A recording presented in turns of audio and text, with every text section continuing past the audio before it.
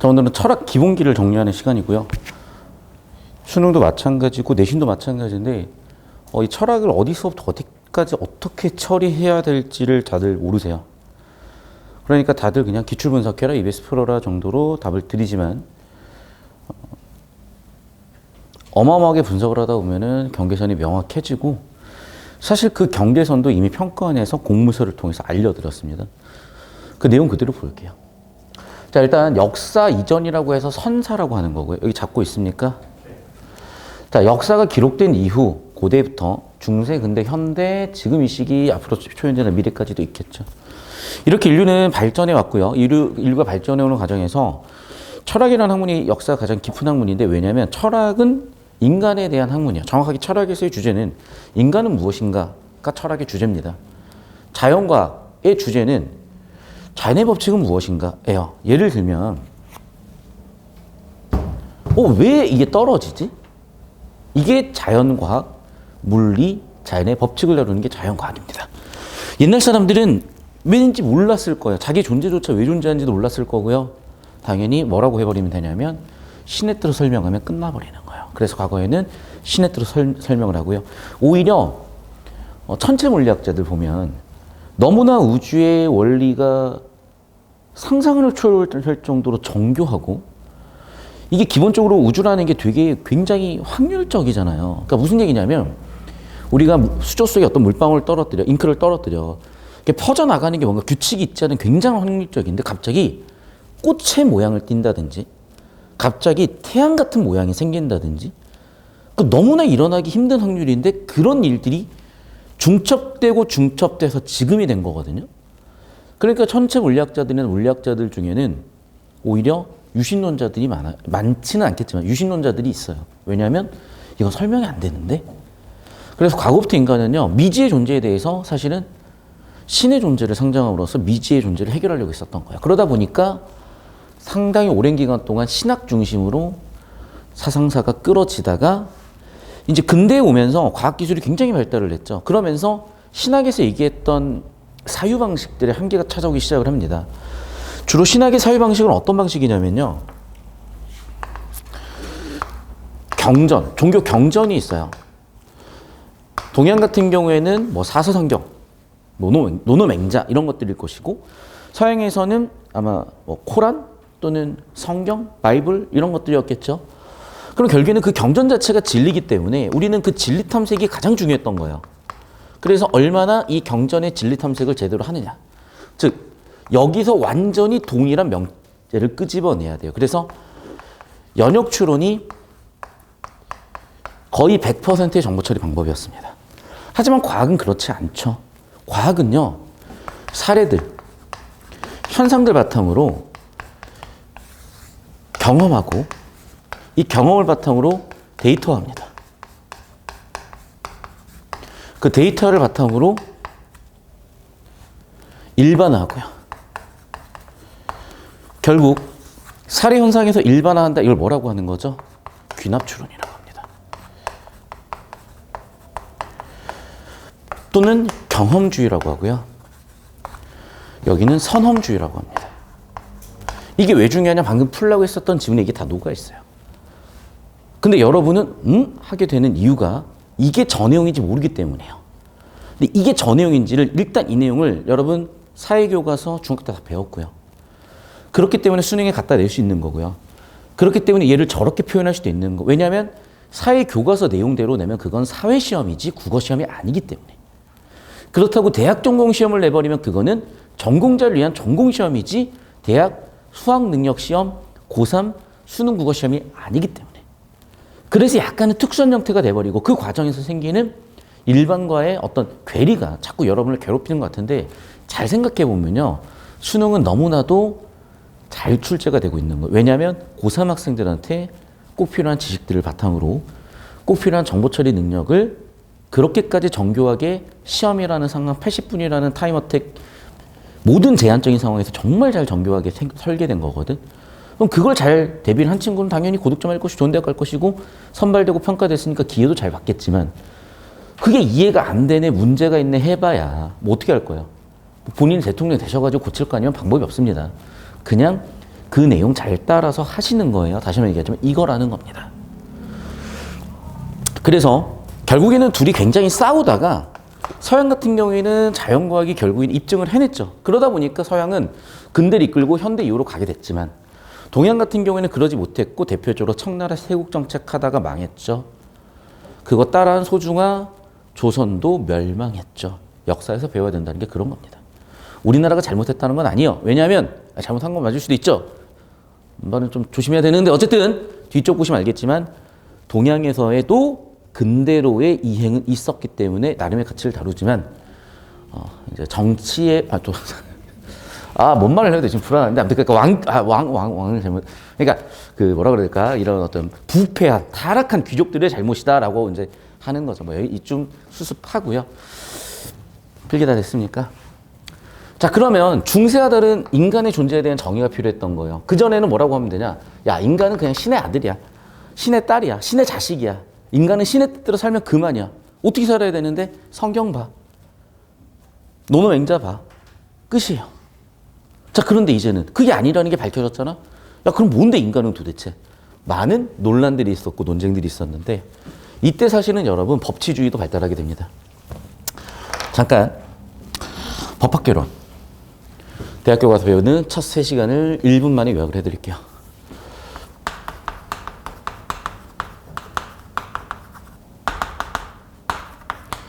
기억해놓으세요. 인간 존엄성의 근거. 왜 그렇게 악독한 범죄자들을 왜 우리는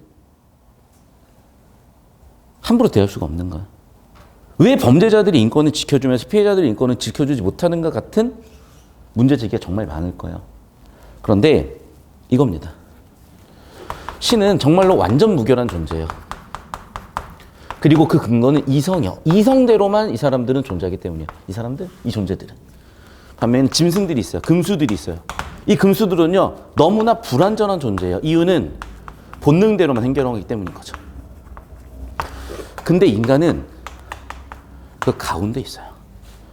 본능을 가지고 태어났지만 이성도 있기 때문에 이런 엉망진창의 삶에서 이 삶의 방향을 향해서 간다는 거예요. 모든 인간은 그렇다라고 할 수는 없겠지만 대부분의 인간은 그렇다. 그렇다면 이런 인간의 의지를 믿어줘야죠. 우리는. 이 의지를 믿어준다는 건 바꿔 얘기하면 인간은 신이 될 수 있다, 완전해질 수 있다, 그렇게 노력하는 존재다. 인간은 그렇게 엉망진창인 존재가 아니구나.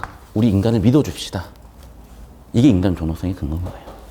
아시겠습니까? 자, 그래서 근대 철학은요, 이렇게 인간의 이성을 굉장히 중요하게 생각을 했지만 도저히 이성으로 설명되지 않는 현상들이 존재하는 거예요. 그게 바로 감정이고 본능이죠.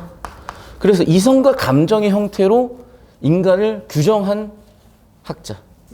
이것에 대해서 완전히 정리한 학자가 바로 칸트고요. 추후의 학자들은 여기에 본능까지도 더해서 보지만 이미 인간의 본능에 대해서는 기존부터 알고 있었던 거기 때문에 뭐 딱히 유별날 건 없다고 생각할지 모르지만 예를 들면 경제에서도 마찬가지예요. 고전 학파들 경제에서 이성적 존재로 봤다는 거예요. 그러면 패닉 바잉, 패닉 셀링 같은 현상들 때문에 대공황이라든지 주가 폭락 같은 현상이 있을 수가 없는 거죠. 인간은 감정적 존재이기도 하고 본능적 존재이기도 하는 거구나. 인간은 감정적 본능적으로 위험을 회피하는구나. 그래서 패닉 바잉, 패닉 셀링 같은 현상들이 벌어지는 거고 오버슈팅 같은 현상도 벌어질 수 있겠구나. 라고 이제의 학자들은 설명하게 되는 거죠. 그러니까 오히려 근대의 문제는 뭐냐면 너무 인간을 이성적 존재로만 바라봤다는 거예요. 그래서 중세의 인간은요, 이성과 본능, 이성과 감정 둘 다 존중받지 못했던 존재지만 왜? 감정이 뭔지도 몰랐고요. 이성 오로지 신의 존재였던 거고. 근대로 오면서 이성이 너무 강조된 존재였고요. 그러면서 칸트에 의해서 이성과 감정이 적절하게 조합된 존재로 보여지기 시작을 했고 근대 와서는 그게 뿌리를 내리게 된, 현대 와서는 그것이 뿌리를 내리게 된 이런 인류 사상사의 흐름을 미리 알고 계셔야 된다는 거예요. 이건 기본 중에 기본이고요. 사실은 사회교과서에서 배웠던 내용을 수능국어에서 다루기 때문에 수능국의 연결고리를 잡아드린 거고요. 자, 이 부분도 굉장히 중요하다고 말씀드렸었죠. 동양 철학은 그래서 이기론, 서양 철학은 형이상과 자연과학의 대립인데 위쪽은 선 또는 원리법칙 진리고 아래쪽은 선악이 섞여 있고 이런 것들이라고 봤고 그래서 당연히 선에 의해서 악을 제거해서 선으로 가자. 이게 동서양의 공통점이었던 거고, 차이점 뭐였냐면 동양에서는 이기가 조화를 이룬다고 봤어요. 반면에 서양에서는 둘이 명확하게 구분되어 있다고 봤던 것. 이게 차이가 있더라. 여기까지 잘 정리해 주시고 사진 찍어 올려주시고 1분 정도 잡아주시고, 아니 30초 정도 잡아주시고 사진 찍어 올려주시고 이쪽으로 오세요.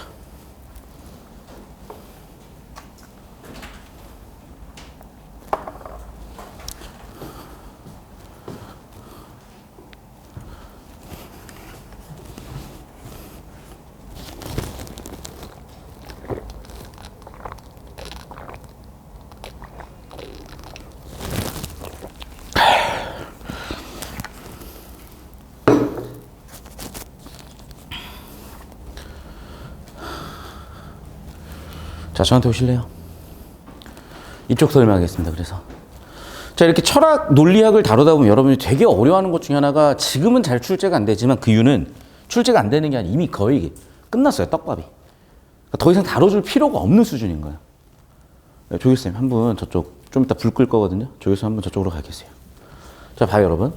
우리 인간은요, 사과라는 존재를 봤을 때 이 사과를 시각, 눈으로 보고 후각, 미각, 촉각 등으로 감각적으로 느끼는 거예요. 그럼 그렇게 감각적으로 처리한 정보들은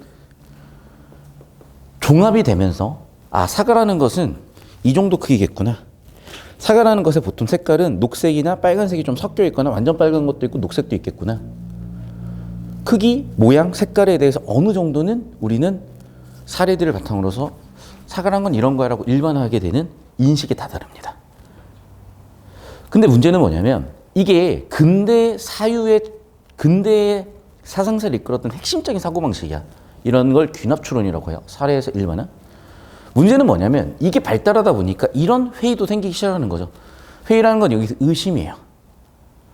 여기 사과를 한번 볼까요, 여러분? 무슨 색이죠? 녹색이네요. 불 꺼보세요. 다 꺼. 싹 꺼, 싹. 과감하게 다 시키세요. 자, 질문. 사과는 원래 무슨 색이었죠? 원래 검정색이 아니었을까요? 정말 녹색 맞을까요? 잠깐만. 대상의 본질이 존재하나? 두 번째. 우리 시각의 한계로 대상의 본질을 우리는 왜곡 없이 받아들일 수 있나? 그렇다면 우리가 받아들인 정보가 왜곡이 없다, 있다, 본질이 있다, 없다 모르는 상황에 과연 우리의 일반화된 사고는 올바르게 왜곡 없이 처리가 될까? 이런 의심의, 이런 회의의 상황에 놓이게 되는 거예요. 또 극단적으로 가면 이거죠. 우리가 꿈속에서 사과를 맛있게 먹고 일어났어. 잠깐만. 아침에 일어나서 봤더니 이게 내가 사과를 먹은 게 맞나? 꿈이었나? 진짜인가? 아닌가? 즉, 사과라는 존재가 만약에 꿈에서 먹은 거면 실존하지 않는 대상인 거죠. 근데 난 정말 실감나게 먹었거든? 실존하는 건가? 지금 내가 보고 있는 이건 실존하는 세상인가? 아니, 잠깐만. 다시 한번 생각을 해보자. 뉴럴링크, 뇌에다 칩고 깼대. 완전 가상세계로 들어갔어. 지금 우리가 살고 있는 이 순간이 그런 가상세계일 수도 있지 않을까? 그러면 나는 가상세계의 존재인가? 나라는 존재는 실존하나? 까지 가버리는 거예요. 우리의 시각이 과연 실존하는 건가? 까지 가버리는 거예요. 그래서 회의론까지 가면 되게 어렵고 무섭죠. 왜? 아니, 나는 지금 오감으로 다 느껴갖고 지금까지 평생을 겪어왔는데 이게 진실이 아니면 뭐가 진실이라는 거지? 굉장히 혼란스러운 상황에 빠지다 보니까 학생들이 이 회의론 자체까지 가면 되게 어려워해요. 그런데 얼마든지 가능한 상상이고 얼마든지 가능한 문제 제기란 말이에요. 필기해 놓으시고 사진 찍어 올려주시고 세팅해 놓으세요. 무조건 다룰 거고 이 내용을 알고 모르고가 저 정보구나, 이 정보구나, 여러분의 정보 처리에 굉장히 크게 영향을 줄 겁니다. 되셨죠? 자, 그렇게 필기하고 오셔서 자, 20초 잡아주고 오세요. 20초 잡아주고 사진 찍어주고 올려주세요. 자, 그럼 우리 이제 10페이지 풀어보라고 말씀드렸기 때문에 10페이지를 같이 한번 풀어보겠습니다. 잘 잡히나요? 잘리는 거 없나요? 자, 항상 우리 1단락은 주제 세팅 단락이라고 말씀드렸었죠. 자, 주제가 뭔지라고 생각을 해봐야 되는데 역시 제가 방금 말씀드렸던 놈 보이죠? 그러니까 뭐냐, 알면 보이는 거야. 이거 인식론에 대한 얘기를 하고 싶구나. 자, 근데 보세요. 그럼 인식론에 대한 무슨 얘기를 하고 싶지? 에서 우리가 좀 더 구조적으로 들여다보기 시작을 하면은 말씀드렸을 거예요. 주제는 어떤 특징이 있다? 반복되는 특징이 있고 강조되는 특징이 있다. 여기서 반복되는 말 보이죠? 뭡니까 그게? 지식. 그 중에서도 지식의 유형. 끝났네. 특히 유형이라는 건 두 개를 나눠야 되기 때문에 우리가 글의 전개 방식이라고 표현하고요. 글의 전개 방식 기니까 그냥 저는 정보의 구조라고 보통 표현을 하게 됩니다. 그러면 유형 분류를 할 거예요. 두 개든 세 개든 네 개든 나눌 겁니다. 집중하셔야죠. 자, 그래서 볼게요. 예시를 들어서 설명을 하고 있어요. 자, 안다가 뭘까? 그렇죠. 1번. 전자의 안다는 뭡니까? 능력의 소유라고 합니다. 후자의 안다는 뭡니까? 정보의 소유입니다. 자, 그럼 봐. 정보가 길어지니까 처리가 안 돼. 그럼 핵심 단어만 딱 집어봐. 핵심 단어는 뭐야? 대조해보면 쉬워요. 자, 팁을 주려니 봐봐요. 안다. 소유. 똑같다. 뭐만 달라? 아, 그렇구나. 능력이냐, 정보냐. 보이시죠? 능력은 뭐야, 그러면? 절차적 지식. 정보는 뭐야, 그래서? 표상적 지식. 됐어요? 고2 레벨에, 평균적인 고2 레벨에 맞춘 수업을 하고 있습니다. 고1 학생들도 들을 수 있고요. 고3 학생들, 베이스 없는 학생 들을 수 있고요. 쉽다면 고3 수업으로 가시면 됩니다. 아시겠죠? 다만 여기서 좀 더 제가 앞으로 난이도를 높여갈 거예요. 그리고 오늘 수업 철저하게 잘 들어오시고 따라오시면 여러분 어느새 사물학평 정도는 그냥 1등급 받아 있을 겁니다. 잘 따라오세요. 수능이 훨씬 쉽습니다. 내신보다. 계속 볼게요. 물론 일반계고 내신은 내가 작년에 어떤 학생 가르쳤는데 걔가 어떤 지역이었어요. 지금 제가 내신을 한 어떤 지역이었는데 걔는 학원도 안 다니고 혼자서 내신 평균 4등급에서 3학년 첫 시험부터 아예 바로 1등급으로 올랐다 그러더라고. 전과목 평균이. 그 정도로 일반계고 학교 중에는 내신이 쉬운 학교들도 있으니 저를 잘 활용하시길 바라고. 다시 중요한 건 뭐다? 지식의 유형. 지식의 유형은 두 가지다. 뭐? 능력이냐 정보냐. 능력 소유, 절차적 지식, 정보의 소유, 표상적 지식. 됐습니까? 계속 볼게요. 그럼 이 단락은 그 주제를 받아서 뭔가 세팅을 할 거거든요. 잘 보세요. 정보를 가지고 있다. 이젠 바꿔줘야죠. 뭐라고? 표상이라고. 자전거를 탈 수 있다? 능력이죠. 뭐겠어요 그러면? 절차죠. 즉, 이 단락은 다시 한번 무슨 얘기를 하고 싶은 거예요? 글의 주제인 표상적 지식과 절차적 지식의 정보 간의 관계를 처리하고 싶은 거네요. 이 단락. 아무 정보 없이 그저 넘어지거나 다치거나 하는 과정을 거쳐 자전거를 탈 수 있게 될 수도 있다. 자전거라고 있고 그래서 하고 싶은 얘기는 뭘까를 봐야지. 결국 정리하면 무슨 얘기예요? 절차적 지식은 어떻다. 그러나 특정한 정보를 마음에 떠올릴 필요는 없다. 봐봐. 절차적 지식이고 특정한 정보 마음에 떠올린다. 그게 뭐야? 정보의 소유겠네. 그럼 뭐겠어요? 표상적 지식. 지금 무슨 얘기야? 절차적 지식과 표상적 지식의 관계를 비교 대조로 계속 다루고 있는 거죠. 즉 절차적 지식은 뭐다? 능력. 표상적 지식은 뭐다? 지식, 정보. 둘은 관계가 크지 않다. 됐습니까? 이게 하고 싶은 얘기인 거야. 그러니까 무슨 얘기냐면 여러분 봐봐. 자, 이 단락 혼자 읽었고 저랑 같이 읽었죠? 첫 줄부터 보지 말고 읊어봐. 아무도 못 읊어요. 왜? 그게 인간 기억력의 한계예요. 자꾸 그걸 외워야 된다고 착각하지 말라니까. 외울 수 없고요. 기억할 수 없습니다. 기억은 어떻게 되는 거냐 다시 한번 얘기하지만 이런 구조 처리를 하시다 보면은 자연스레 가치 판단이 되고 잘 들어. 인간의 지식 구성은 기존 지식들이 있어요. 그럼 기존 지식들의 새로운 지식들이 달라붙어야 돼. 이해됐어요? 안 달라붙으면 얘는 무조건 휘발이야. 이해됐어? 그럼 달라붙게 하려면 뭐냐? 연결고리를 잡아줘야 된단 말이야. 그 연결고리라는 게 뭐냐? 그게 바로 구조가 될 수도 있고 기존의 정보에 관련된 지식이 될 수도 있어요. 이해됐어? 그러니까 지금 제가 자꾸 이쪽 지식을 던져놓고 붙여주거나 구조적으로 처리해주거나 해주는 거야. 그게 자연스럽게 기존 지식에 여러분 정보를 덧붙여서 처리할 수 있는 연습이기 때문에 오늘 배웠던 느낌 가지고 잘 활용들 해보시고 지금 이 교재에 보면은 제가 수업 시간에 다뤄드리는 교재가 있고 다뤄드리는 지문이니까 아닌 지문들이 있거든요. 매일 한 지문씩 적용 연습해보세요. 오늘 배우고 났으면. 됐습니까? 과제는 다시 한번 공지 드리고요. 자, 계속 다시 1단락부터 설명드리면 그렇구나. 이 단락도 그렇구나 하고 싶은 얘기 표상적 지시와 절차적 지시의 관계. 그럼 3단락 무슨 얘기하고 싶은 거지? 반면 무슨 얘기를 하고 싶은 걸까?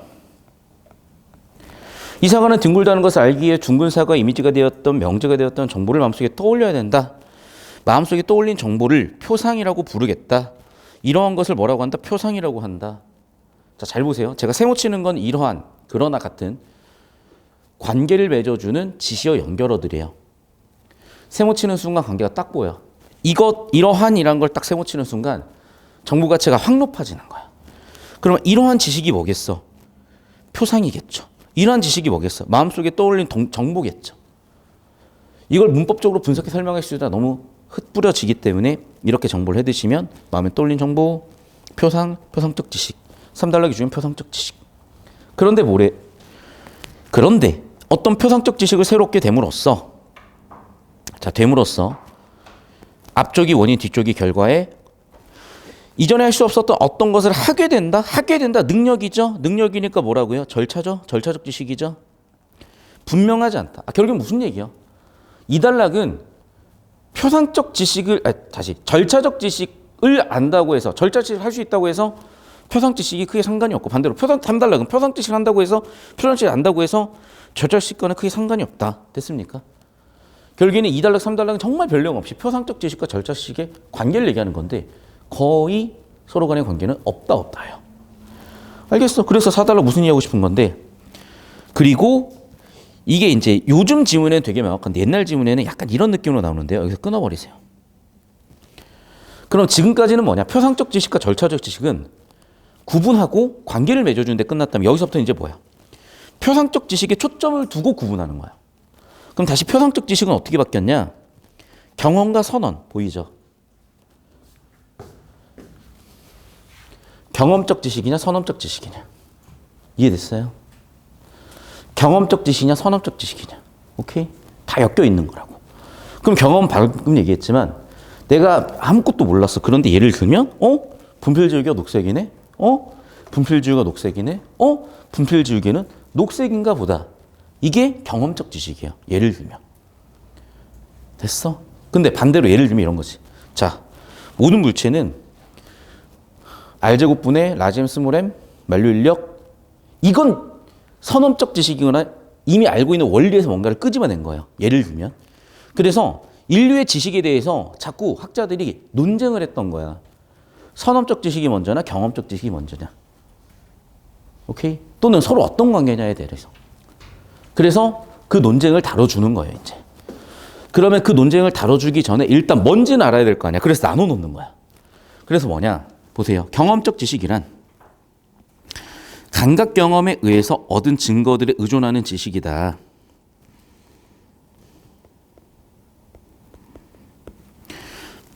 물리적 사물들을 특정한 상태, 즉 사과의 둥근 상태가 감각 경험을 통해서 우리에게 입력되고 봐봐. 사과라는 대상. 희한하게 사과 좋아해요. 왜냐하면 아마 철학 교과서나 철학자가 사과를 갖고 얘기했나 봐. 그럼 2007 수능에 봐봐. 사과 가지고 지금 뭐 한다고? 둥근 상태, 대상이죠? 2번 감각 경험했죠? 그리고 3번 입력 사고됐죠? 4번 인지 과정에서 인식한 결과 마지막 표상적 지식이 만들어진다는 거잖아. 이 4단계를 보세요. 제가 여기도 써드렸죠? 대상이 있고 감각 경험했고 정보 처리 사고의 결과 인식까지 이루게 된다.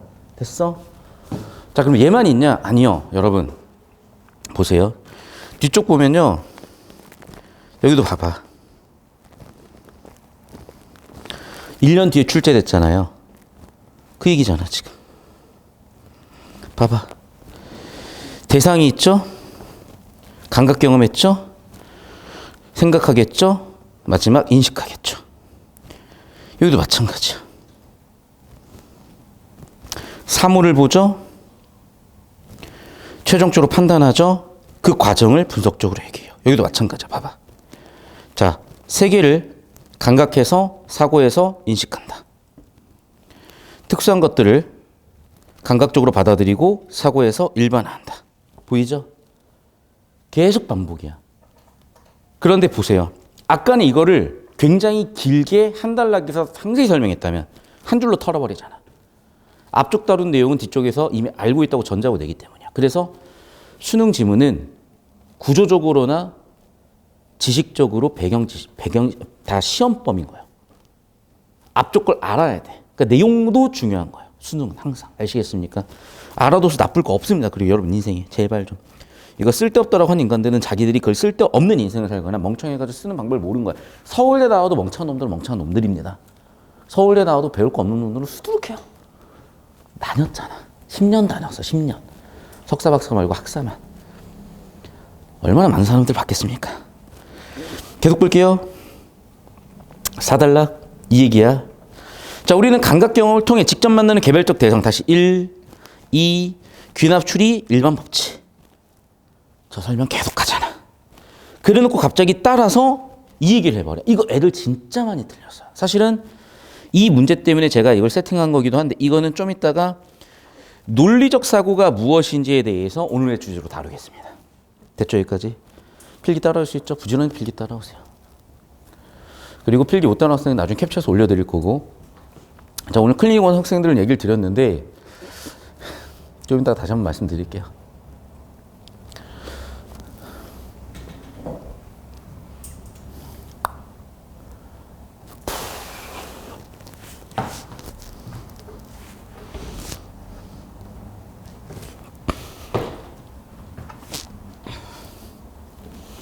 자, 마지막 5단락. 한편 같은 표상적 지식이라 하더라도 자, 두 개가 다르대. 잠깐만. 지금 글의 주제는 표상적 지식을 경험적 지식과 선험적 지식으로 나눠 놓고 나서 다시 그 표상적 지식을 또 나눠? 뭔데 이게? 자, 보세요. 2 플러스 3은 5이다. 감각 경험이 아니네. 그쵸? 예를 들어서 물 1리터, 알코올 3리터, 5리터는 안 되지만 수학으로 2 플러스 3은 5잖아. 이렇게, 이게 뭐라고 하지? 봐봐. 이렇게 뒤를 보면 돼. 뭐라고? 아, 선험적 지식에 대한 설명이구나. 그러면 나왔죠? 3단락의 주제는 뭐야? 경험적 지식, 4단락의 주제는 선험적 지식이죠. 이게 굉장히 수능에서 많이 쓰이는 구조예요. 잘 봐요. 표상적 지식이라고 주제 세팅을 해놓고 경험적 지식과 선험적 지식으로 나눈 다음에 2단락에서는 경험적 지식을 주제 세팅 설명, 2단락에서는 선험적 지식을 주제 세팅 설명. 보이죠? 이 흐름 잘 보시라고. 이 흐름.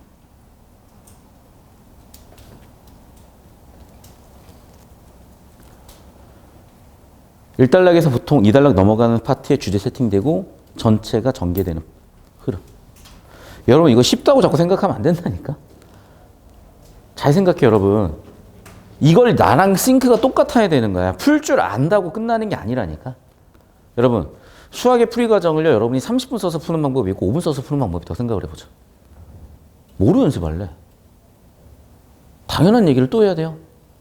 이 수업이 쉽고 지루한 수업이 아니야 얘들아. 수업에서 전달하는 바 모르겠어요? 너 이렇게 똑같이 구조 잡을 수 있냐고 지금 물어보는 거예요.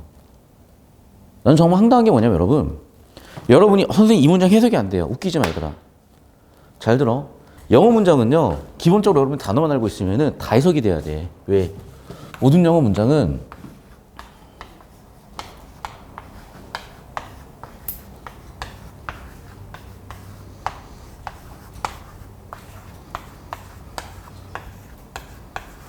일곱 개 중에 하나예요. 여러분은 물론 이거를 5형식으로 배웠겠죠. 근데 수능에서는 7형식으로 가르치는 이유가 필수부사가 있는 경우가 설명이 안 되기 때문이에요. 그건 영어 시간 아니니까 자세히 설명 안 드리고.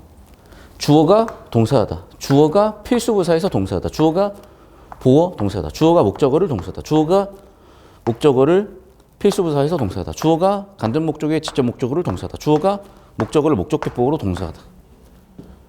그래서 이 모든 영어 문장은요, 원칙적으로 여러분이 다 해석이 돼요. 그런데 해석이 안 돼? 얘를 볼 줄 모르는 거지. 똑같은 거야. 무슨 얘기냐면요, 아무리 복잡한 문장도 그냥 구조는 얘랑 똑같아. 아무리 복잡한 문장도. 그러면 그 읽으면 무슨 얘기예요? 얘나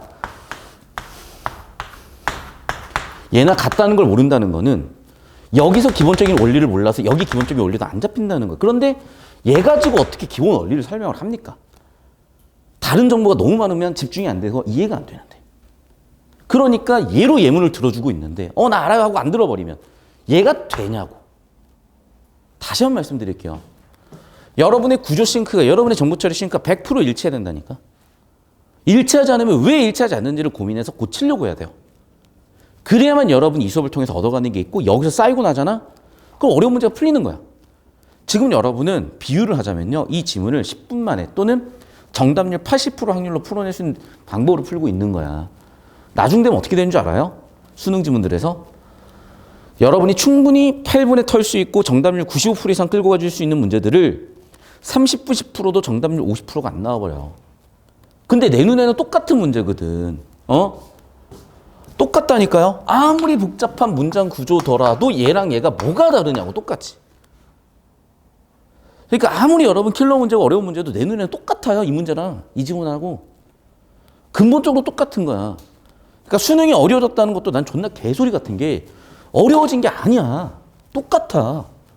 똑같은데 병신들이 공부를 이상하게 하고 할 줄 모르니까 니네 말고 선생들, 학교 선생님 말고 학원 강사들, 학교 선생님들은 여러분이 인성교육하고 지덕체 전인교육하고 행정 열심히 하시고 그러면 이제 훌륭하신 분들이 있고 물론 안 훌륭한 분들 많겠죠.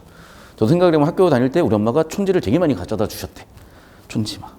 아무튼 내가 이제 매 좀 많이 맞고 오면은 촌지 갖다 주고 그러면 좀 덜 맞고 막 그랬었대요. 옛날 얘기예요. 옛날 얘기야. 설마 요즘 그러겠어요? 옛날엔 그랬대. 어쨌든 다시 한번 얘기하지만 이대로 그냥 하세요. 제발. 이대로. 자, 필기는 좀 이따가 다시 한번 캡처해서 올려드릴 때 보시고 자, 이걸 가지고 이제 구조도를 그려야 돼. 그럼 11페이지 여백이 있죠? 그리세요. 오케이? 자, 구조도 못 그리기는 사람 일단 필기부터 해. 그리고 여러분이 구조도 그리는 거 시간 재보고 그 구조도를 나랑 비교해 볼 거야. 아시겠죠?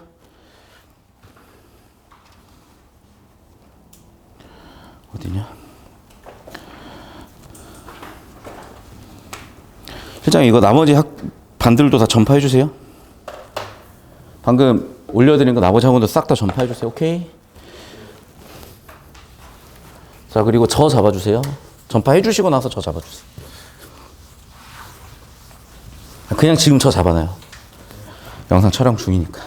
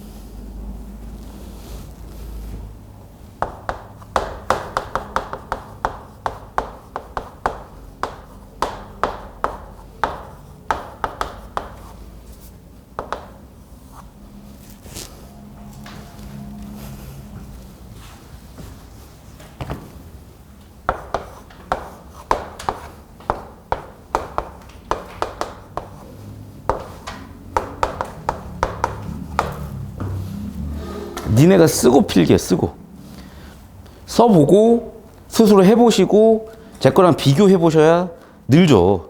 베끼고 있으면 어떡해.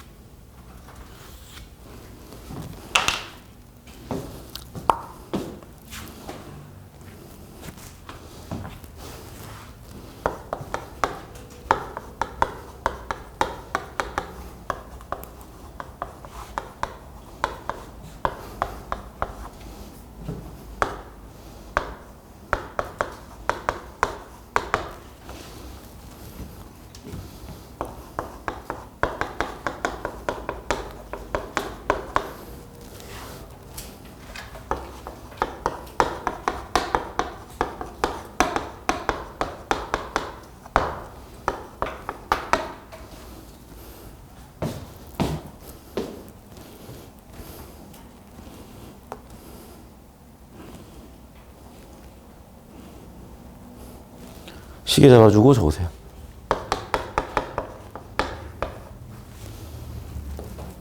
시계 잡아주고 저한테 오세요. 사진 찍어 올려주세요. 여러분 잘 봐요. 이거 물론 이제 내가 한 1달락 쓰고 나서 들어왔으니까 뭐 여유있게 잡아도 2분 30초예요. 이해됐어? 지문 구조 처리하는데 길어봐야 3분이고요. 이거 구조 7편에다 쓰면 훨씬 오래 걸릴 거 아니야. 글씨가 크니까. 보통 2~3배 걸려요. 그러면 그거 아무리 가만히 해도 6분이고요. 실질적으로 현장에서는 3~4분 컷이야. 구조도 그리는 게 절대 오래 걸리는 게 아니라니까요. 봐봐 얘들아. 너희가 예를 들면 얘를 그래프를 그리라고 할 때 빠른 애들은 보다마다 훅훅 그려버릴 거예요. 5초 만에. 그런데 느린 애들은 잠깐만 이거를 일단은 4로 묶어 이러고 있을 거 아니야. 그 느낌이라니까. 그럼 속도를 빠르게 만드는 방법은 풀이 과정을 계속 반복하면 줄어요. 팁을 줄게. 수학에서 여러분 한 번 풀면 끝내면 안 돼요. 풀 줄 알지? 그 자리에서 2번, 3번을 연달아 풀어버려야 돼. 그러면 처음에 5분 걸렸던 게요. 바로 풀면 3분 걸리고요. 한 번 더 풀면 2분, 1분에 줄어요. 내가 5분에 풀 수 있었던 거를 4분을 더 투자함으로써 1분 프리컷으로 줄여줄 수 있다니까? 그 자리에 3번씩 풀어버려야 돼. 그러면 속도는 느릴 것 같고 귀찮겠지만 궁극적으로 애가 굉장히 효율적으로 확 느는 거야. 그러니까 공부법을 왜 배워야 되는 거냐? 왜 공부 잘하는 사람들한테 공부를 배워야 되는 거냐? 그걸 다 겪었으니까 서울대 갔지 않겠어? 서울대 가서 왜 학원 강사를 해요? 판사 검사하고 있고 변호사하고 있고 의전원 가서 의사하고 있고 하지. 내 말 틀려? 외교관 하고 그러고 있지. 강사라는 직업이 서울대 내에서 굉장히 천대받는 직업 여러분. 내가 요즘이나 강사들이 돈 많이 버니까 강사한다는 얘기를 하지 10년 전만 해도요. 서울대 커뮤니티 스랍에서 뭐라고 했냐. 야 서울대 가지고 뭔 강사를 하냐. 진짜 딱 이렇게 워딩이야. 거의 뭐 100급이야 100급. 병신이야 진짜. 쪽팔리게 무슨 서울대생이 무슨 학원 강사를 하냐 진짜로. 그럴 정도로 최근에는 좀 달라요. 워낙 할 게 없고 힘드니까 젊은 강사들 중엔 진짜 실력 있는 강사들이 많아. 제발 잘 따라오세요. 그냥 이거니까. 아시겠어요? 필기하세요.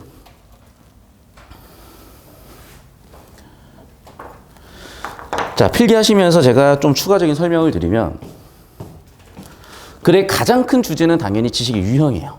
이게 최상위 정보야.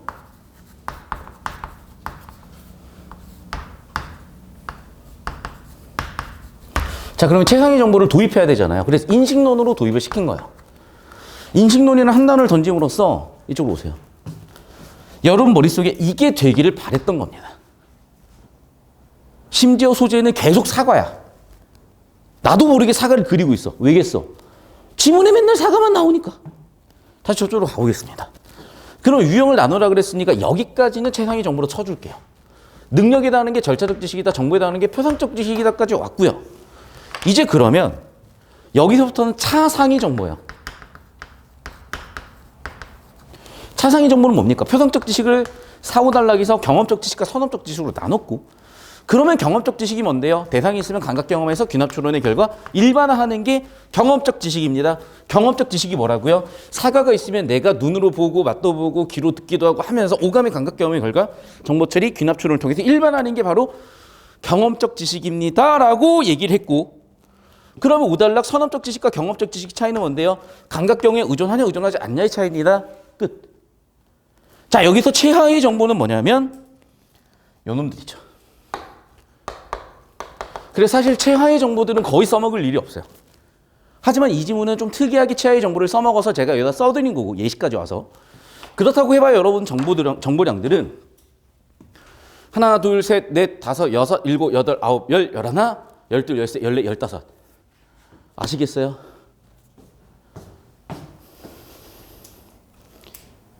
이 지문 정도의 정보량이면 약 한 450단어 정도 됩니다.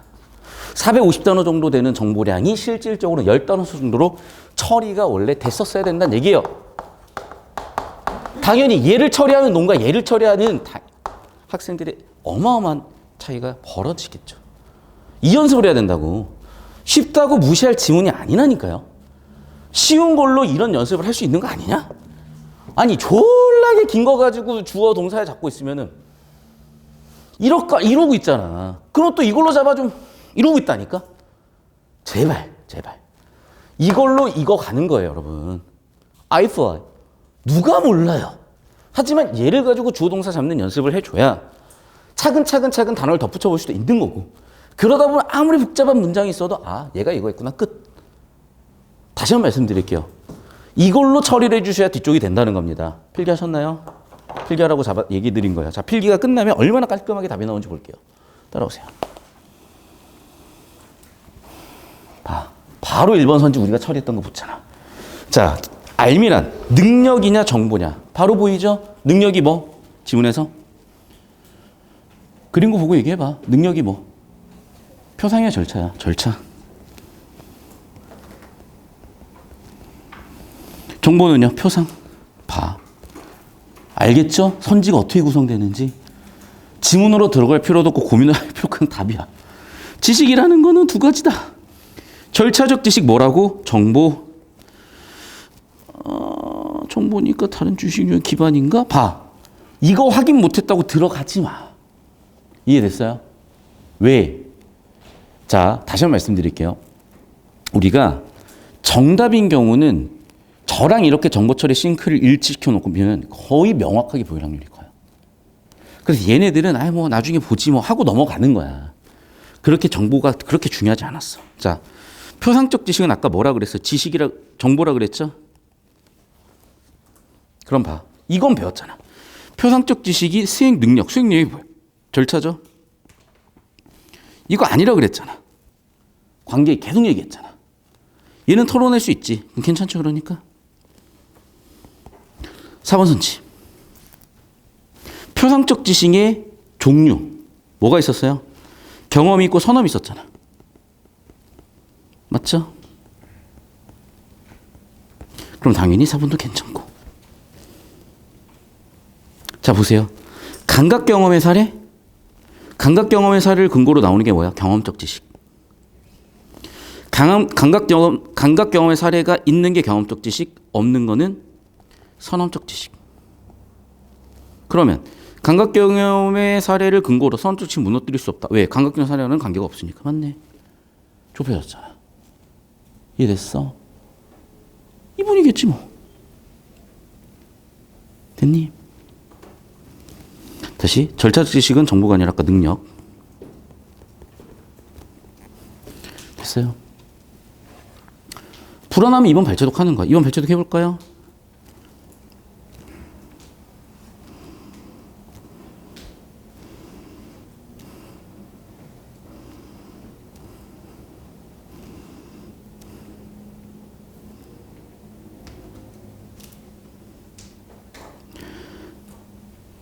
이렇게 좁히고 발제독 들어가는 거야. 만약에 실전에서 필요하다면. 됐어요?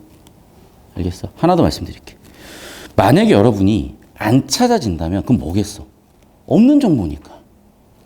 그러니까 다시 한번 얘기하지만 여러분 어떤 원리냐면요. 잘 들어. 평가원이 문항을 설계할 때 이건 마찬가지야. 대부분의 학교 선생님들도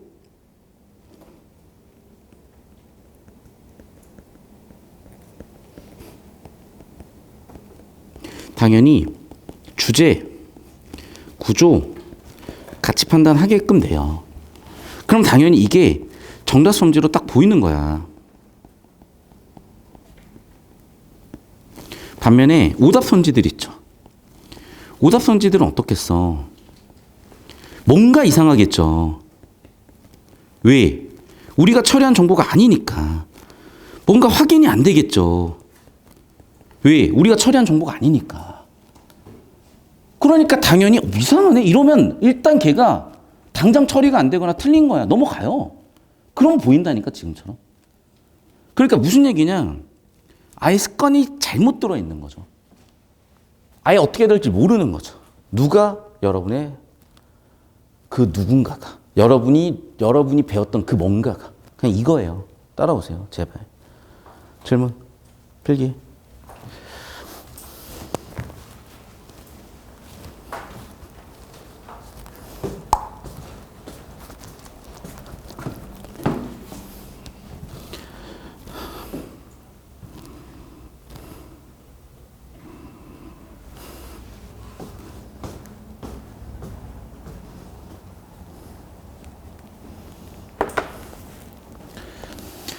자, 34번 볼게요. 밑줄 말이 의미하는 바가 표상적 지식. 자, 표상적 지식 아까 뭐라고 했습니까? 표상적 지식 아까 뭐라고 그랬어요? 아니, 얘기해봐, 이제. 표상적 지식은 뭐야? 정보 소유, 맞죠? 자, 가수의 이름 정보 소유 맞죠? 세종대왕 정보의 소유 맞죠? 다룰 줄 안다? 이거 뭐야? 걔를 훈련할 줄 안다. 능력이잖아. 야, 능력이면 얘 아니네. 정답 3번 끝. 해버리면 되는데 꼭 어떤 애들이 선생님 이거 능력 아니에요? 이러고 있다니까. 그럼 또 어떻게? 지문에서 발췌독에서 뭐 꼼꼼히 못 읽었구나. 여러분 언제 찾아요? 잘 봐. 주제 구조 잡으면 다 나왔잖아. 내가 그래서 여기다 팁을 쓴 거예요. 잘 봐. 자, 얘는 뭐야? 수학적 지식. 그럼 얘는 아까 뭐라 그랬어? 표상적 지식. 이해돼요? 수학적 지식, 예시 수학적 지식은 선험적 지식이고 표상적 지식. 그러니까 뭐야? 표상적 지식. 됐어? 이렇게 와야지 얼마나 편해. 그런데 어떻게 와? 발췌독을 자꾸 한다니까? 그럼 어떻게 돼요? 이게 다 깨지는 거야. 그럼 어떻게 돼요? 틀리지. 왜? 정보가 왜곡되니까. 왜요? 여러분, 일부만 떼서 봐봐요. 그러면 절대 그 정보는 온전하지 못해. 맞잖아. 너희가 피자를 먹는데 햄만 떼서 먹으면 햄이니 피자니? 햄이지. 햄도 아니야, 심지어. 치즈 담도 있고. 아무것도 아니야, 그건 그냥. 햄이라고 보기도 애매하지만 피자는 아니고 햄도 아니고 뭐냐고 도대체. 그러니까 정보는요, 그런 완결된 구조 속에서 처리를 해줘야 되는 거야. 그래야 왜곡이 안 된다고요. 근데 자꾸 특정 단어 왔다 갔다 하잖아. 유용할 수 있어, 때때로. 왜? 피자를 먹는데 아시바 나 햄만 좋아해. 그럼 햄만 먹을 수 있지. 그 느낌이라니까. 다 왜곡되는 거예요. 단기적으로는 좋을지 모르지만. 됐죠? 자, 피아노의 지식을 알고 있다. 지식의 유무잖아. 지식의 유무니까 당연히 뭐겠어요? 표상. 정답은 다시 한번 3번 끝. 오케이? 그러니까 4번 선지 헷갈린 이유는 뭐야? 순간적으로 이거 능력 아니야? 라고 한 학생들이 있는 거고, 즉 발췌독을 잘못하면 이런 일들이 벌어지는 거예요. 됐나? 필기해 주세요.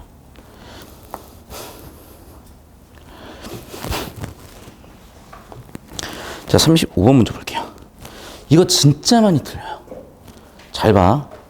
기억을 보면 우리는 감각 경험을 통해 만나는 개별적인 사례를 또 귀납추리를 통해 일반 법칙에 도달할 수 있다. 자, 봐. 내가 그래서 정확하게 구조를 잡아준 거예요. 지금 이 34번 문제의 기억 문장은 35번 문제의 기억 문장은 정확하게 이거야. 맞죠? 이거랑 동치명제가 니은인 거죠. 지문에서 뭐라 그랬어? 따라서라고 인과라고 했고 또는 따라서는 순접이죠. 그래서 자, 얘가 맞아라고 얘가 대전제가 됐다면 따라서 순접 따라서 둘은 동치명제가 되겠고 니은에서 뭐라고 했냐? 자연세계 일반 법칙도 경험적 지식이다야. 그대로 써볼게요.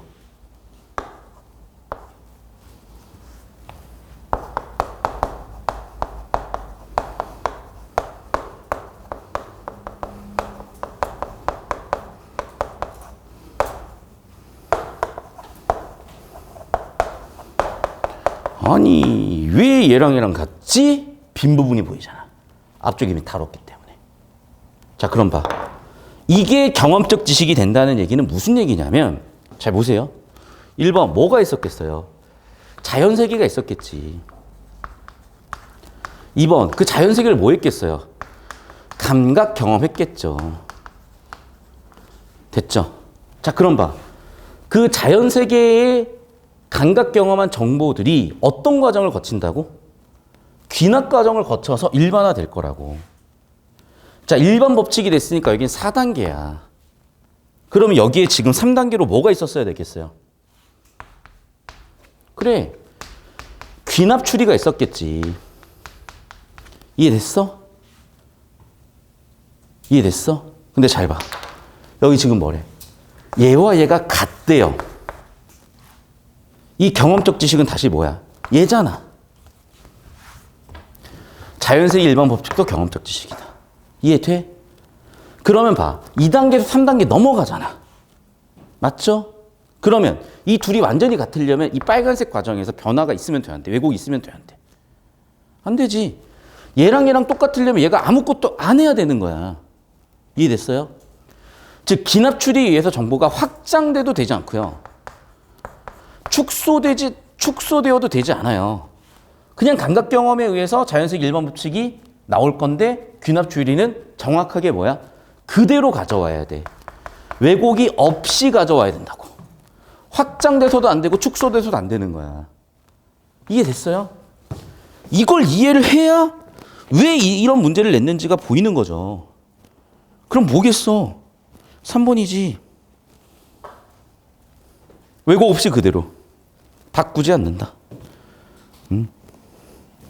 무슨 얘기냐고? 잘 보라고 여러분. 자, 1단계 대상이 있어요. 대상에 의해서 경험적 정보가 와.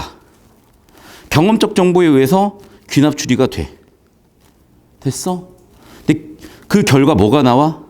니은이 나오는 거잖아. 이해됐어? 그럼 귀납 추리가 아무것도 중간에 역할을 안 해야 그냥 그대로 가져와야 니은 자연세계 일반 법칙도 감각 경험 지식이다. 경험적 지식이다 할 수 있는 거지.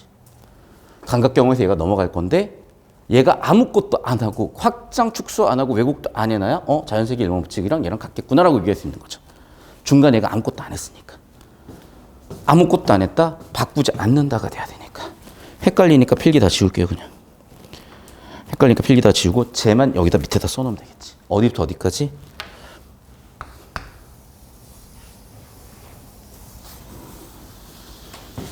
이대로 써주시면 되겠죠. 사진 좀 올려주세요. 어떤 느낌인지 아시겠어요? 이거야 그냥. 그러니까 여러분이 지금까지 국어를 누군가한테 어떻게 배웠다면 혼자 했다면 할 줄 모르는 거죠. 왜? 이런 식으로 배운 적이 없으니까. 근데 이런 식으로 해봐. 그냥 갈비 깔끔하게 딱 떨어지는데. 얼마나 쉬워. 얼마나 편해. 아, 선생님 어려운데요? 그건 익숙하지 않았어요. 선생님 어려운데요? 반복하지 않았어요. 누가 수학 공식 2번 만에 이해하는 애가 누가 있냐? 천재도 못해요. 진짜 수십 번 쓰고 100문제 넘게 풀고 같은 유형 수도 없이 푸는 과정에서 익혀지는 거예요. 필기 잘 하시고 잘 따라오시고 끝. 그럼 봐. 아까 길어봐야 3분의 문제 털고 표 그리고 정보 처리하는 거 1분 30초, 4분 30초, 한 문제당 30초씩 잡아봐. 길어야 6분짜리 컷이에요. 6분짜리. 연습되면 4, 5분도 나와. 그 수준으로 끌어올려놔야 요즘 수능은 이 정도 정보는 절대 안 나와요. 최소한 2배죠. 압축된 거 생각하면 진짜 3배, 4배도 되죠. 지금 여러분 편할 때 5분에 풀어놔야 실전 가서 10분, 15분에 풀리는 거예요. 아시겠죠? 자, 캡처해서 올려드릴 테니까 필기하시고 여기 필기하시고. 됐죠? 자, 그래서 이거를 너무 많이 해도 또 문제가 좀 있을 것 같아서 딱 오늘은 비문학 여기까지만 일단 좀 하고요. 자, 여러분 필기해 주세요. 자, 그리고 뭐 이 수업 질문 있으면 좀 이따 질문해 주시고. 자, 이어서 우리는 문학 가겠습니다. 오늘. 그래서 실온. 020 교재로 진행하는 실온 또는 실온이라는 PDF를 따로 올려드렸으니까 실온이라는 PDF를 따로 보시면 되고 필기하시고 따라오시면 되는데 자, 이반 진도는 저번 주까지 소설을 정리했고요.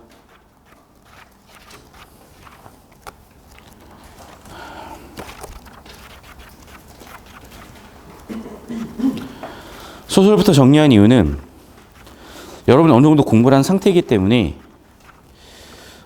소설에서 전달할 수 있는 문학 교육 목표가 좀 더 발현이 잘 될 것 같아서 그렇게 한 거고 역시나 그 예측은 맞았고요.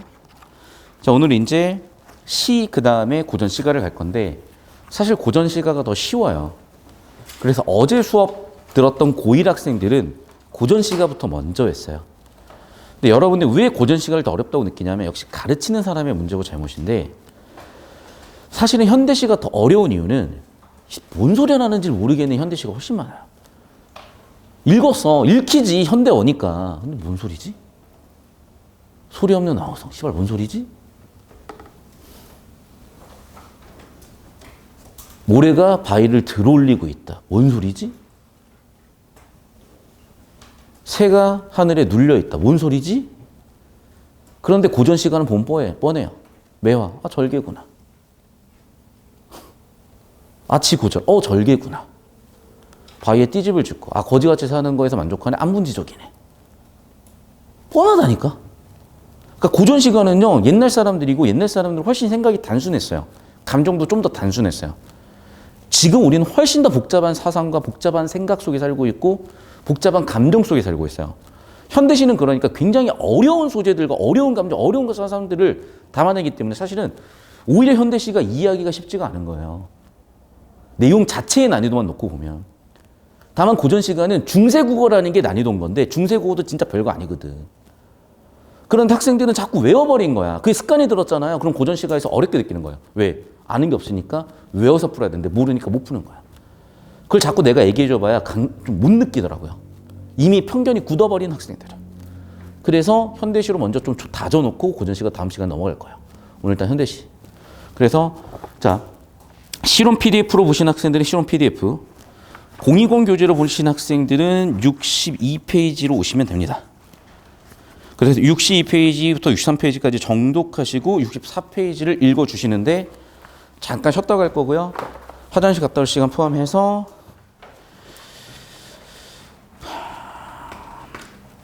7분 드릴게요. 그래서 8시 15분에 다시 시작을 하겠습니다. 마이크 안 잡히죠?